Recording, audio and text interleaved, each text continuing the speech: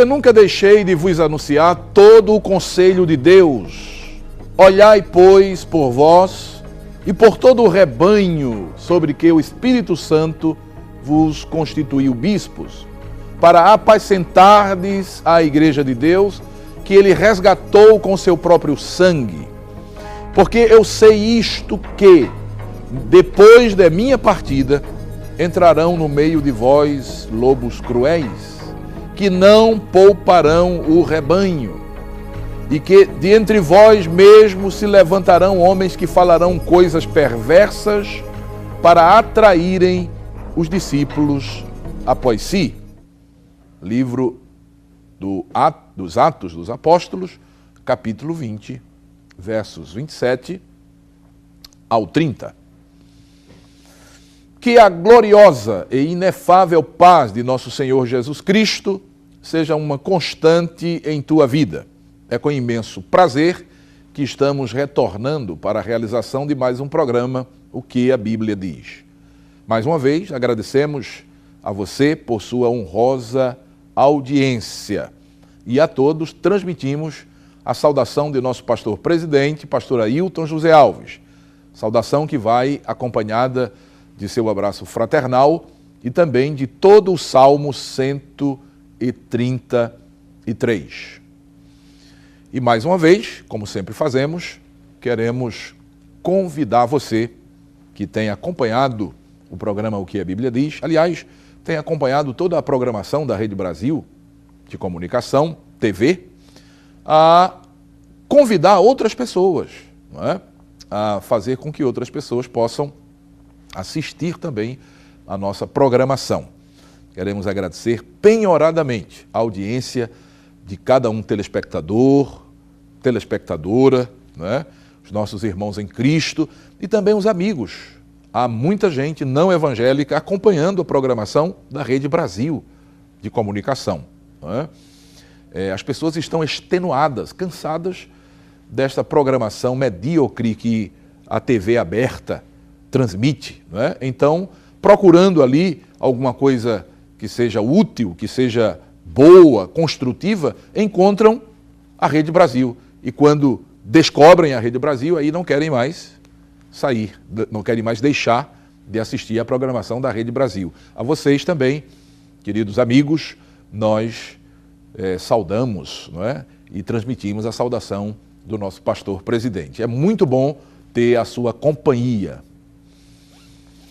Muito bem, no programa de hoje, segundo a graça de Deus, porque nós dependemos 100% da graça de Deus, nós estaremos dando continuidade à abordagem do tema Entendendo a doutrina bíblica da predestinação.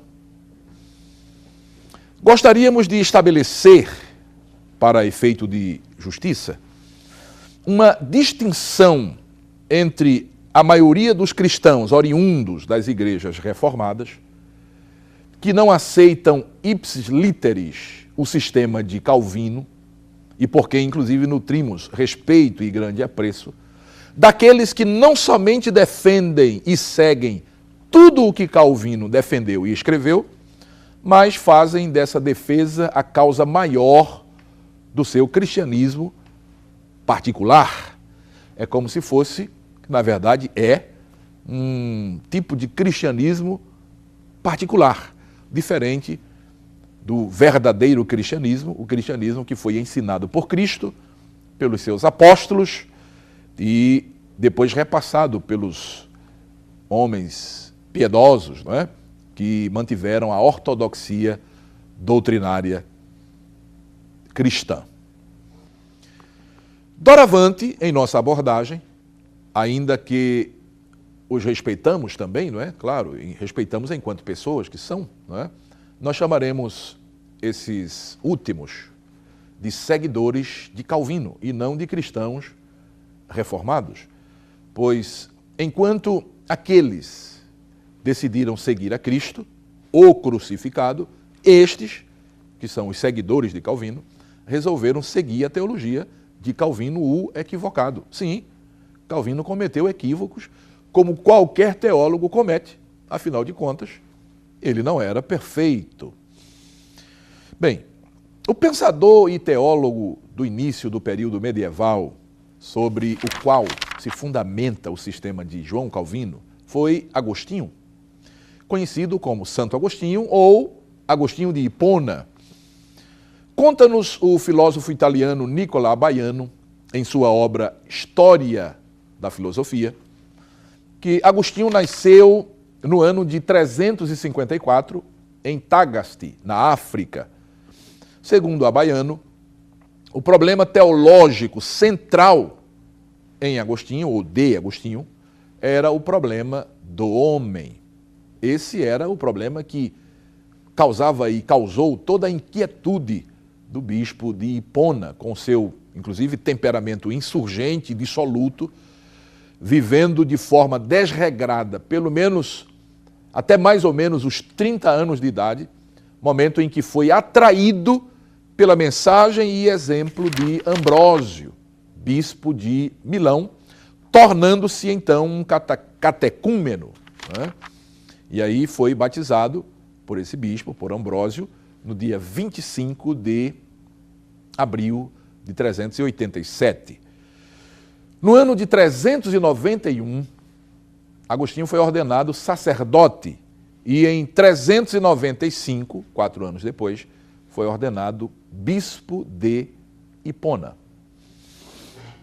O pesquisador e escritor Tiago Titilo, fazendo uma análise do pensamento de Agostinho sobre o pecado e a graça, pergunta o seguinte, abre aspas, será que o pensamento de Agostinho sobre o pecado e a graça representa fielmente aquilo que ele recebeu da igreja através dos mestres que o precederam? Bom, esta é uma pergunta muito interessante e muito importante também, não só interessante, ela é muito importante. Porque os seguidores de Calvino, quando são encurralados quanto aos pressupostos da doutrina da predestinação fatalista, apelam para a falácia lógica denominada de argumento de autoridade, que consiste em apelar para alguma autoridade a fim de validar o argumento. No entanto, como veremos, muito daquilo que Agostinho defendeu na sua velhice destoa consideravelmente com o ensino dos pais da igreja que o antecederam. Por exemplo, antes mesmo de Pelágio, Agostinho, em sua juventude, defendia o livre-arbítrio como necessário à responsabilidade humana.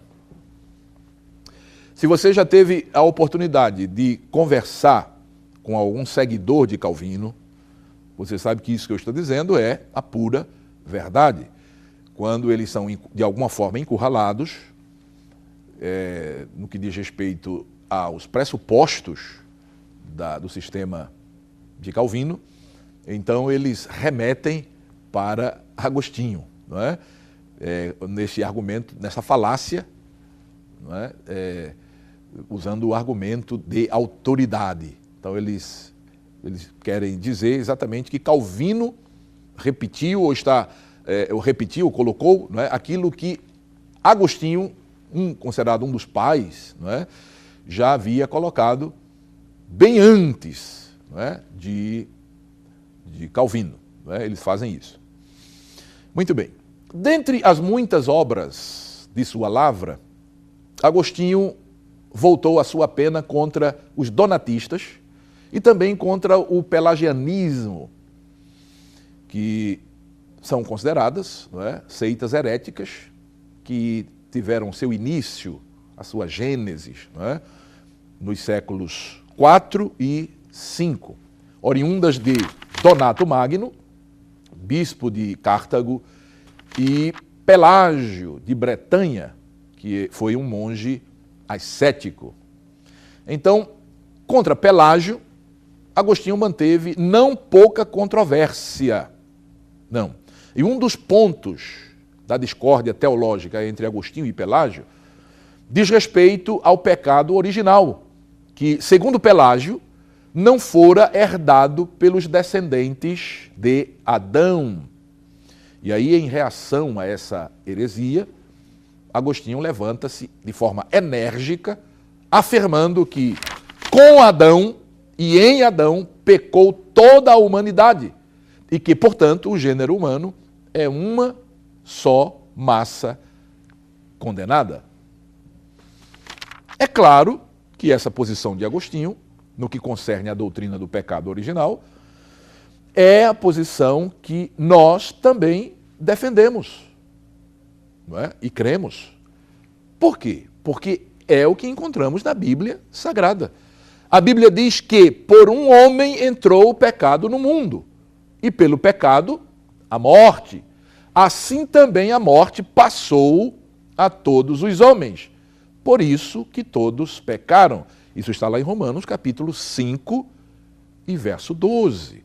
Então nós cremos assim, porque assim está na Bíblia.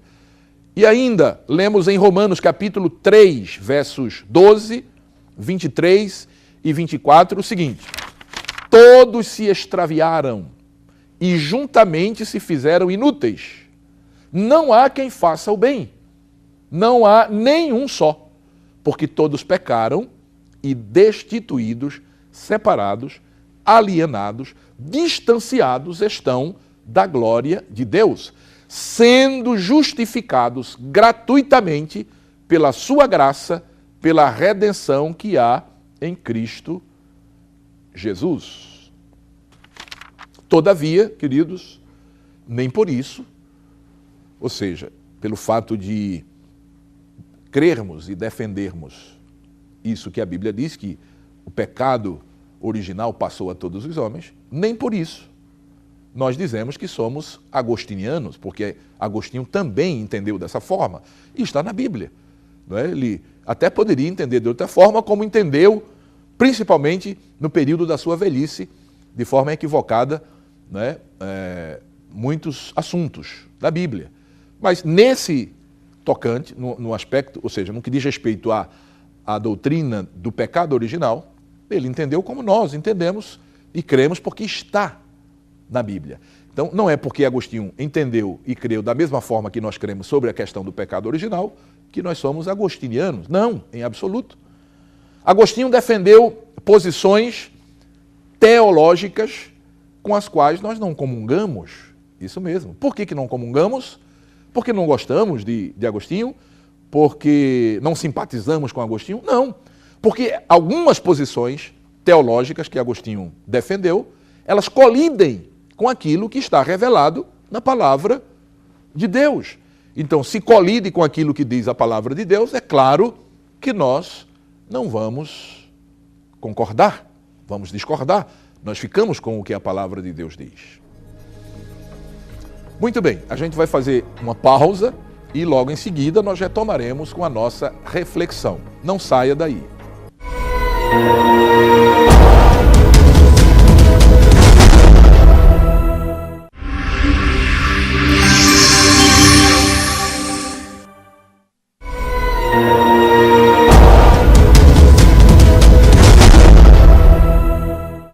Muito bem, já estamos de volta com o programa O que a Bíblia diz. E queremos, mais uma vez, transmitir a saudação do nosso pastor presidente a você que está ligado aí na nossa programação. Deus lhe recompense, né, com muitas bênçãos, que você seja grandemente abençoado, né, e que a presença de Deus, a graça de Deus, esteja sempre derramada sobre a sua vida de forma abundante.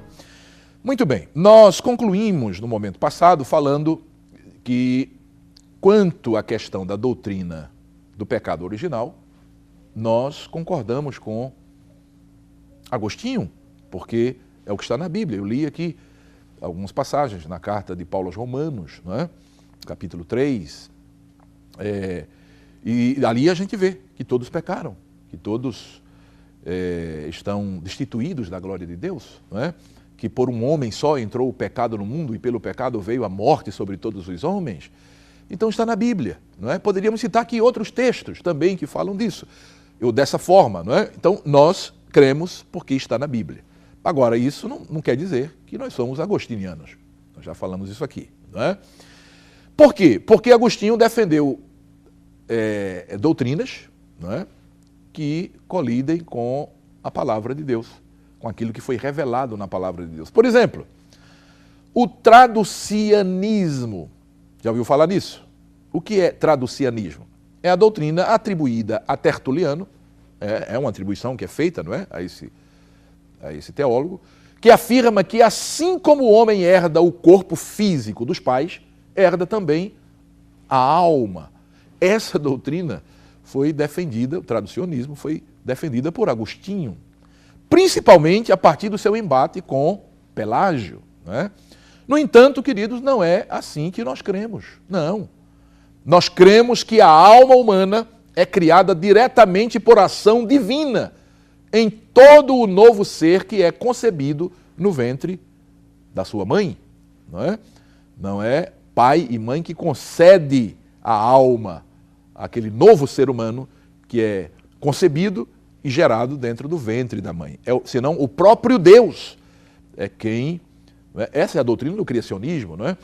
Que fala e ensina que o próprio Deus é quem dá essa possibilidade, ou seja, quem cria, na verdade, quem cria a alma, não é? Diretamente, age criando a alma diretamente no próprio ventre da mãe quando a pessoa é concebida. Então veja que Agostinho aqui, e existem inúmeros pontos, eu estou citando apenas um, em que Calvino toma outro, ou seja, que Agostinho toma outro caminho diferente daquilo que a palavra de Deus mostra e que nós cremos. Penso que é muito importante pontuar que é consenso entre os estudiosos de Agostinho que existem dois momentos, ou existiram dois momentos distintos na história da teologia desse pensador. O primeiro está relacionado com aquilo que esse teólogo cria e defendia a partir de sua conversão, ou seja, na sua juventude, já que ele se converteu mais ou menos com 30 anos de idade. E o segundo momento é exatamente por ocasião de sua decrepitude, da sua velhice, sobretudo quando ele entrou em confronto, em debate doutrinário com os donatistas e com Pelágio. Não é? Aí a gente vai ver de forma muito clara que Agostinho mudou e muito boa parte de sua teologia. E em alguns casos, pode-se dizer que ele deu uma guinada de 180 graus. Ou seja, ele mudou completamente. Não é?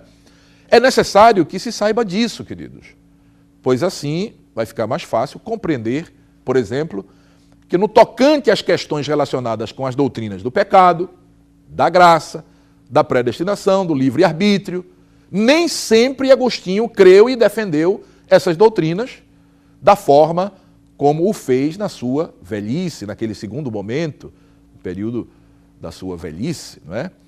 Sabe o que isso mostra, queridos? Isso mostra que os homens, por piedosos que sejam, eles e seus sistemas teológicos estão sujeitos à mudança. Os homens e os seus sistemas teológicos mudam, mas a palavra de Deus permanece para sempre. É por isso que nós devemos priorizar a palavra. A palavra está acima de qualquer sistema teológico. A questão do pecado como um mal universal e da relação entre o pecado de Adão e seus descendentes, bem como a necessidade da graça para a salvação, são encontradas nos antigos pais da igreja, assim denominados, não é? Por uma questão de consideração.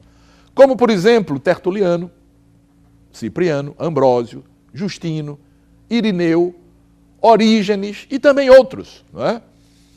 E quando a gente analisa a história da formação da doutrina cristã, não é?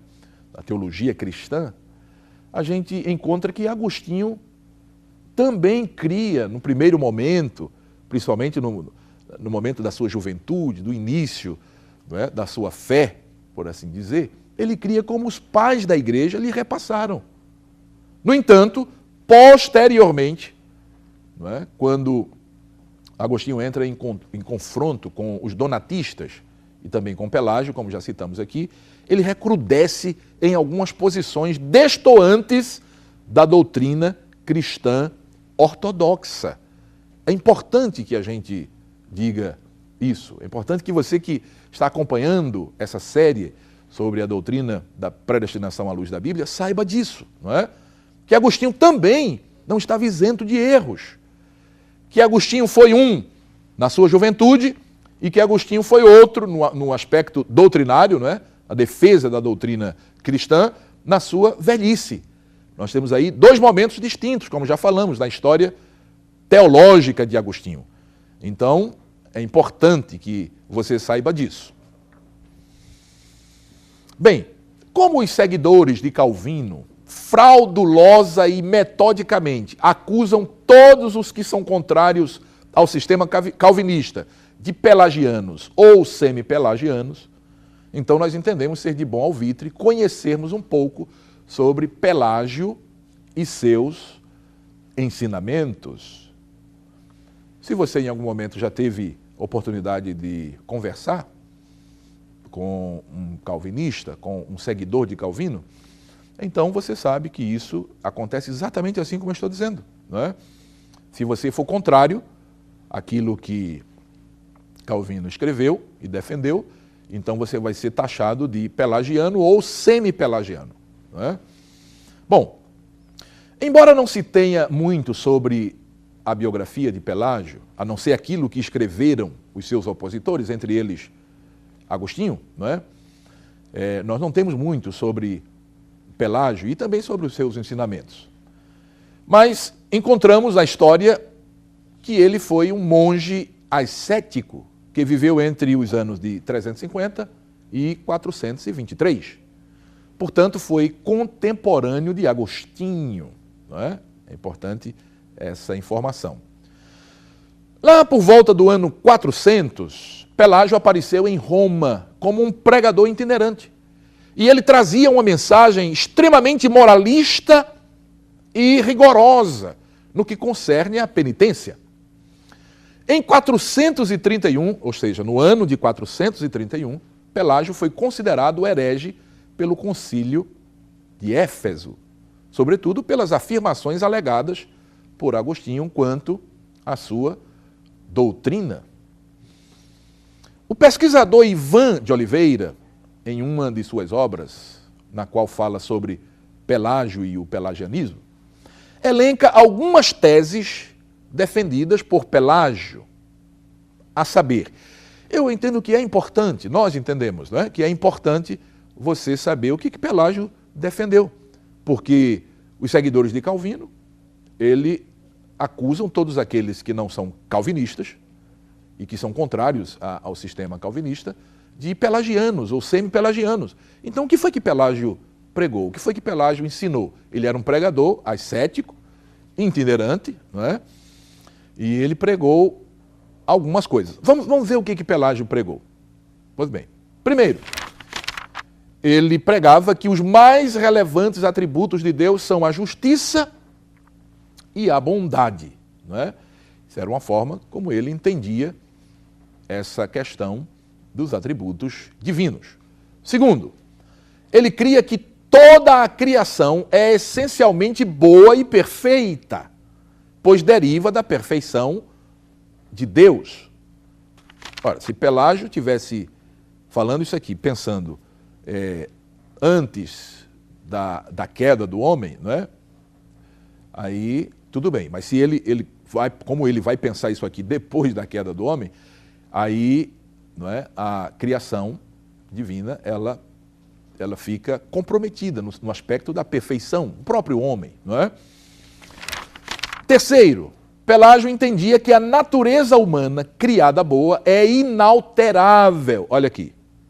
Então aqui já começa um problema sério, não é? Ele cria e pregava que a natureza humana criada boa é inalterável. Não é assim que a Bíblia diz, não é? Se a gente, por exemplo, for lá para Efésios capítulo 2, no comecinho do capítulo 2, a gente vai ver que nós éramos, por natureza, filhos da ira. Ou seja, todos os homens, depois da queda, passaram a ser, por natureza, filhos da ira. Então, essa natureza humana criada boa ela se alterou no momento em que ela foi criada perfeita, mas no momento em que o homem pecou, desobedeceu, essa natureza criada perfeita foi comprometida. Quarto, Pelágio cria que não há pecado herdado e, portanto, não há de se falar em pecado original a alcançar cada criatura humana. Ou seja, ele não acreditava no pecado original. Mas nós acabamos de ler, no momento passado, alguns textos, não é, bíblicos que falam exatamente que o homem herdou o pecado original, não é? Então, realmente Pelágio tinha uma mensagem que nós jamais concordaríamos com ela. Apesar de que os seguidores de Calvino insistem que aqueles que são contrários ao sistema teológico de Calvino concordam com Pelágio, não é? E são pelagianos, ou pelo menos semi-pelagianistas, não é? Os semi-pelagianos, por assim dizer. Não é?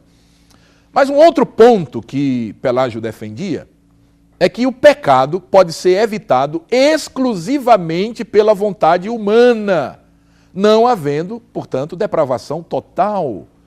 Era uma doutrina que Pelágio entendia, não é? Também equivocada. Não é? O homem, em momento, ou seja, a partir do momento da queda, ele não tem como, através da sua própria vontade, não é? Resolver o problema da separação entre ele e Deus. Nós não cremos que é assim. Não é? Somos acusados de que cremos assim, que o homem, por si só, pode resolver o problema da separação, não é? Que não precisa da graça de Deus. Nós não cremos assim, nós nunca ensinamos isso, nunca cremos nisso. Não é? Por isso nós não somos pelagianos.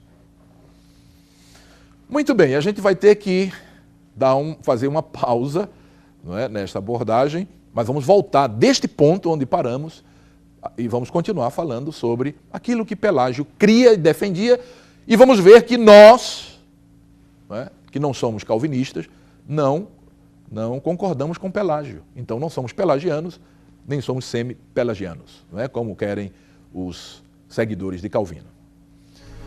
Muito bem, nós estamos neste momento encerrando o programa, não sem antes desejar que a bênção do Senhor permaneça sobre a sua vida e sobre a vida da sua família, hoje e sempre.